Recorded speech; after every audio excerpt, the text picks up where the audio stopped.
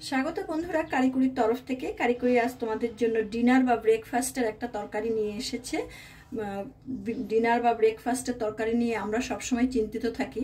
তো এই যে একটা আজকে আমি রেসিপি নিয়ে এসেছি, এটা খুব ঝটপট হয়ে যায়, খুব অল্প সময়ের মধ্যে এটা করা যায়। এর জন্য আমি নিয়েছি, দেখো এখানে 6টা ছোট সাইজের আলুকে আমি ছাড়িয়ে নিয়েছি, একটা টমেটো নিয়েছি, একটা পেঁয়াজ আর 2টো কাঁচা লঙ্কা নিয়েছি। এখন এটাকে আমি একটু সাইজ করে নেব। দেখো এই আলুগুলোকে আমি প্রত্যেকটাকে এরকম ছোট ছোট করে কেটে নেব।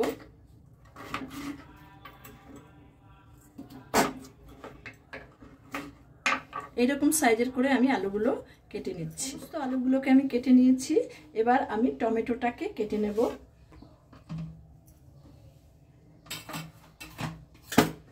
দেখো টমেটোটাকে আমি এইরকম 8 টুকরা করব।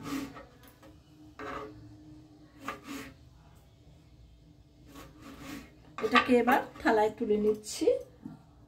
আর এই যে পেঁয়াজটা, এই পেঁয়াজটাকেও আমি ওই রকম করে 4 টুকরা করে এইভাবে এটাকে এরকম করে ছাড়িয়ে নেব।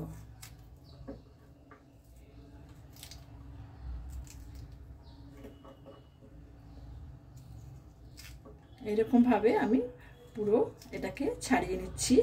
আর দেখো আজকে যে আমি ভিডিওটা করছি, এই ভিডিওটা তো তোমরা সবাই দেখছো। ভিডিওটা যদি তোমাদের ভালো লেগে থাকে তাহলে আমার এই ভিডিওটাকে একটা লাইক করবে, বন্ধু বান্ধবদের সঙ্গে বেশি বেশি করে শেয়ার করবে।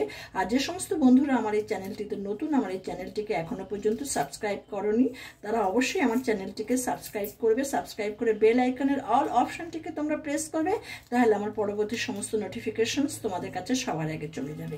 এবার দেখো এটাকে আমার পুরো পেঁয়াজটাকে আমার এরকম ভাবে ছাড়ানো হয়ে গেছে। এবার এটাকে আমি থালায় তুলে নিচ্ছি। এখানে আর যে 2টো জিনিস নিয়েছিলাম, 2টো কাঁচা লঙ্কা, এই কাঁচা লঙ্কা দুটোকে আমি এরকম করে চিড়ে মাঝখান থেকে একটু কেটে নিচ্ছি। এটাতে আর কোনো, এই রান্নাটাতে আর কোনো মশলা দেওয়া হবে না। তোমরা দেখতে থাকো আমি এটাকে কি কি এই রান্নাটাতে ব্যবহার করি। এটাকে আমি তুলে নিলাম। গ্যাসটা ধরিয়ে দিয়ে একটা কুকার আমি এখানে বসিয়ে দিলাম বন্ধুরা। আর এই কুকারের মধ্যে আমি এই যে টুকরো করা আলুগুলো সব দিয়ে দিচ্ছি। এখন এর মধ্যে আমি চায়ের কাপের 1 কাপ জল দিয়ে দিচ্ছি। একটু নেড়ে চেড়ে দিয়ে আমি কুকারের ঢাকনাটা আটকে দিচ্ছি।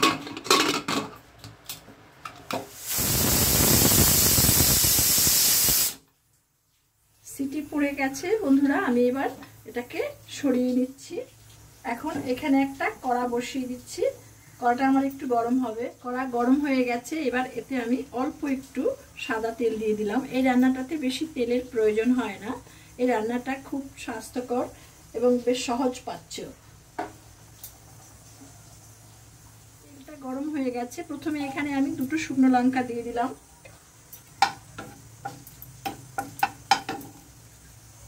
এখন এখানে হাফ চা চামচ রাঁধুনি ফোড়ন দিয়ে দিচ্ছি।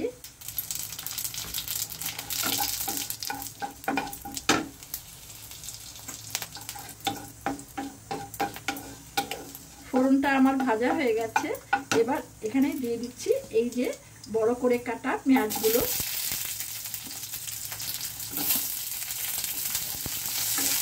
এখন পেঁয়াজটাকে একটু হালকা করে ভেজে নেব।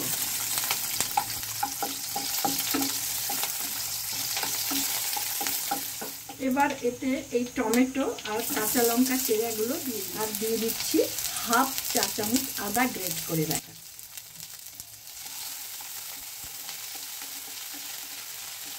এখন দিয়ে দিচ্ছি 1 চা চামচ লবণ। আমি এই রান্নাটাতে হলুদ ব্যবহার করব না, তোমরা ইচ্ছে করলে এতে হলুদ ব্যবহার করতে পারো।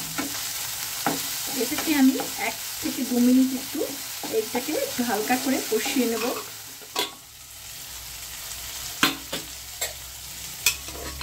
দেখো আলুটা আমার বেশ ভালো সেদ্ধ হয়েছে। এখন আমি এই আলুটাকে এখানে দিয়ে দিচ্ছি। এটাকে একটু ধুয়ে এতে প্রায় 1 কাপ মতো জল আমি এর মধ্যে দিয়ে দিলাম।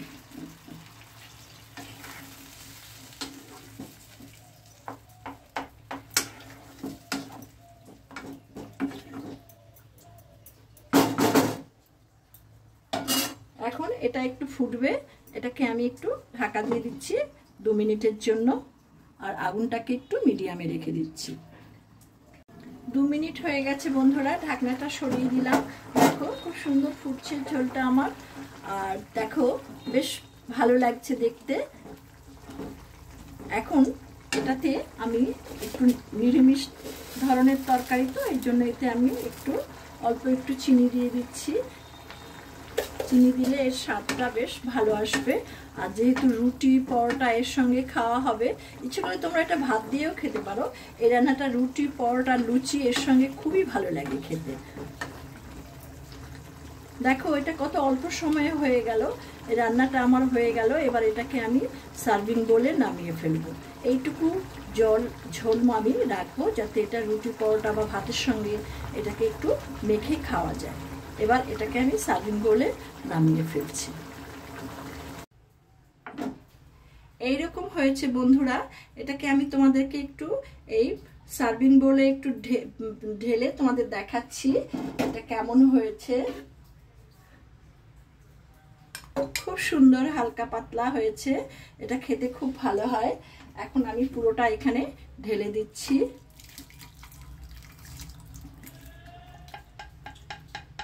এটা তোমরা করে খেয়ে বুঝতে পারবে এটা কত টেস্টি হয়ে গেল আমার রাঁধুনি পেঁয়াজ টমেটো দিয়ে আলুর তরকারি। তোমাদের সঙ্গে আমার আবার দেখা হবে, আবার নতুন কোনো ভিডিও নিয়ে। তোমরা ভালো থেকো, সুস্থ থেকো, ধন্যবাদ।